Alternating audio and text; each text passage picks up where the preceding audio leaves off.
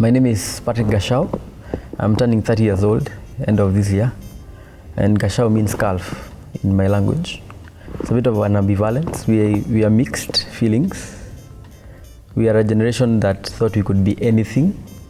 We were told we could be anything we wanted to be by our parents, mostly. I think it's a lie. In fact, I read in another book known as Why 20 is not the New 30. That we could only be 4 things in life. And I wish we had been told that from the go-get. That we could only be 4 things, not 10, not 50. And so we get to 25, most of us, and we have a crisis, a big one. And I think that's the major challenge of growing up in Africa as a young adult now. We are heading to 30 and we are not sure whether or not we are doing well, depending on the things we had been told we would be. When I was 25, I thought I didn't want to get a job when I left campus, because I thought, and I still think, maybe there's more opportunities outside formal employment for me. I worked for a year and a half, maybe 2 years, between 2014 and 2016. And my crisis was authority. I'm very poor with authority, I think. And we were not taught how to manage our bosses. I think it's something a young generation needs to learn, how to answer the boss, what to say to the boss, when not to go to the boss, not to ask your boss to give you a pen in a meeting. Because we grow up thinking maybe we are equal, we have equal opportunities. And I have learned that the hard way, I might say.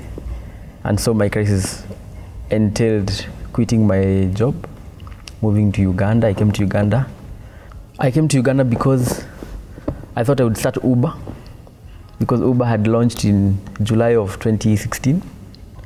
And we came here with a lot of enthusiasm, thinking that we would be millionaires, because in Kenya, the pioneers of Uber had made a lot of money. But when I got here, the first thing I remember seeing are border borders, and they were everywhere. And I just knew that my plans had gone up. It was a house of cards. I still think Ugandans use Uber, but it's a safe country, and security is not good for Uber. If it was a bit of an unsafe country, people will not be sitting on border borders at midnight. Ugandans have no issue at all doing that, and therefore I thought it wasn't a viable option. And as I was walking around with my head hanging low, I found out that Uganda, I don't know if they are still, but they are the highest pork consumers in East and Central Africa. I don't know whether or not they still hold the #1 spot. And they eat a lot of things they call mchomo, which is skewered pork. And that's where I got my idea of keeping pigs. And true to their name, I cannot satisfy the Ugandan pork market. The average Ugandan eats 3.5 kilos of pork a year, and there are 30 million Ugandans. So pork in Uganda is what beef is in Kenya. So we still have a chance. We might still make it with our crisis. In Uganda, if you come from Kenya, you are an instant millionaire. So I already hit that mark. You just need 30,000 Kenya shillings to become a millionaire in this country. And I was very proud of that achievement. I also learned that every business needs time. And that's what has been my biggest lesson. Every business requires effort. And with the rearing of pigs, I came to realize that Africa has a big place. We are in a good place as the youth in Africa, because there's a very big gap where we can grow into. So our aim currently is to feed Africa. We think we can do it maybe in the next 20 years. So we are not in a hurry either now. We would like to be producers of pork and other things. I've learned also that we import a lot of things from Uganda, especially maize and ingredients for making animal feeds. And it's a business I've also gotten into. So I've been taking something we call maize jam to Kenya. And my dream is in the next 20, maybe when I'm 50, I'll have the next Unilever of Africa.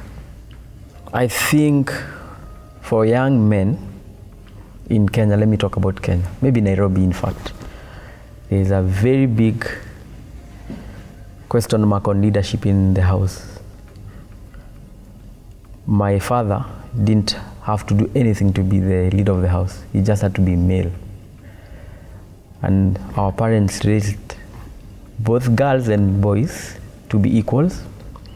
And now we are living in houses with people who are our equals, who even make more money than us as men. And our authority now is no longer on the fact that we are male. We have had to earn being men, being leaders of the house, and we need a lot of, I would say, guidance, because running a home is just another, I don't know, career. It's a job, full time. And running a home with your equal, even a more tasking job.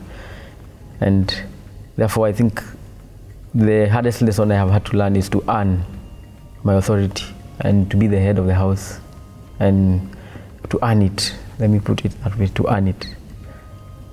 It's a job that I haven't thrived, I would say, but I have enjoyed it. I have enjoyed the journey so far. I have a daughter, and I'm a bit confused about feminism, to be honest. I don't know whether I want her to be a feminist, because I don't know what it to be a feminist really is all about. And I was brought up in a house where we were 3 boys and 1 girl. I don't think she's a feminist, but she ruled that house. And my mom gave all the boys and the men tasks to do in the house. And that is my wish for my daughter, that she grows up to be a person who believes in herself, whether or not she's part of a movement or a group, whatever it is. That I am sure it has very many good positive things. So I have made it my duty for the next 1 year to learn about feminism and what it is about, now that I have a daughter in the house. All said and done, I am here because I stand on shoulders of people who have been before me, and I hope that I can mentor and raise another person to be better than myself.